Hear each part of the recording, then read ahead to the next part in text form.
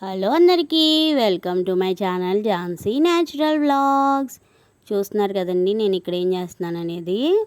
ఒక normal plain బ్లౌజ్ని నేను ఎలా డెకరేట్ చేస్తున్నాను అనేదాన్ని చూడండి, చూపిస్తాను లాస్ట్ వరకు. యాక్చువల్గా ఇది మా అత్తయ్య బ్లౌజ్ అండి. అప్పట్లో పట్టు శారీస్ ఉంటాయి కదా, వాటి బ్లౌజులు పాడైపోతే వాటికి సెట్ అయ్యేలాగా హాఫ్ పట్టు బ్లౌజ్ తీసుకొని స్టిచ్ చేయించామండి.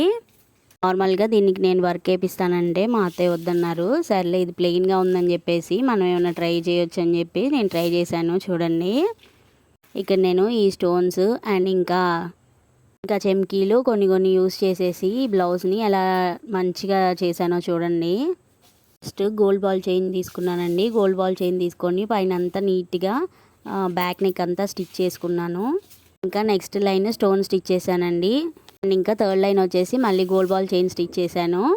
ఇంకా చూసారు కదా, చిన్న ఇలా స్టోన్స్ తీసుకొని చిన్న లీవ్స్ లాగా పెట్టానండి. మొత్తం పెట్టి స్టిచ్ చేశాను. చూస్తున్నారు కదా, ఇలా వైట్ కనిపిస్తుందని అనుకోద్దా, ఈ తర్వాత కనిపించదండి, అంతగా నీట్గా వస్తుంది కదా. పైన ఇంకా నేను బ్లూ కలర్ స్టోన్స్ కూడా అంటించానండి, స్టిక్ చేశాను.